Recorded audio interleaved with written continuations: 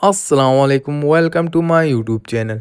आज हम बात करने वाले हैं ओरान और स्पोर्चाक बाज़ंतीन कारासी गेरमियान और शहनशाह के बारे में। आज की वीडियो का टॉपिक कोरलश ओरान किस्त नंबर 19 का खुलासा है।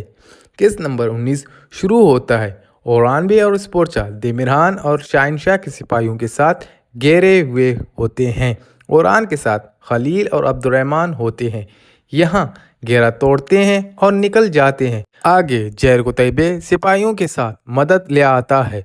दोबारा ओरान और ओरान के सिपाही बाज़ंतीन सिपाही के घेरे में आते हैं, लेकिन ये सिपाही स्पोर्चा के होते हैं। दूसरी तरफ फ्लावियस और तैमूर बुगा फ्लावियस के कबीले में जाते हैं फ्लावियस का शजरा ढूंढने। वहाँ एक खातून फ्लावियस का खंजर देख लेती है और बताती है कि फ्लावियस कौन है अब और फ्लावियस का असल नाम क्या है। ईसा। फ्लावियस का असल नाम ईसा है। अब आते हैं स्पोर्चा और एंद्रियास की तरफ। यहाँ एंद्रियास स्पोर्चा को धोखा देकर कैद कर लेता है और ओरान के लिए चाल बिछाता है।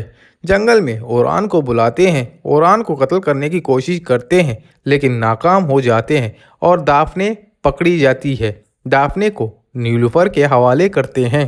दाफने और नीलूफर के दरमियान लड़ाई हो जाती है। नीलूफर जख्मी होती है और इतने में मालून हातून पहुंचती है और दाफने को खंजर मार देती है। अब आते हैं बाज़ंतीन किले में, जहां स्पोर्चा को फांसी होने वाली होती है, लेकिन ओरान ने अपने सिपाहियों के साथ मंसूबा बनाया होता है कि कैसे स्पोर्चा को बचाया जाए। आखिरी लम्हे में एक ज़बरदस्त लड़ाई शुरू होती है। स्पोर्चा को फांसी से बचाया जाता है और केस नंबर 19 का यहाँ से इख्तिताम होता है। तो दोस्तों, ये वीडियो आप लोगों को कैसी लगी?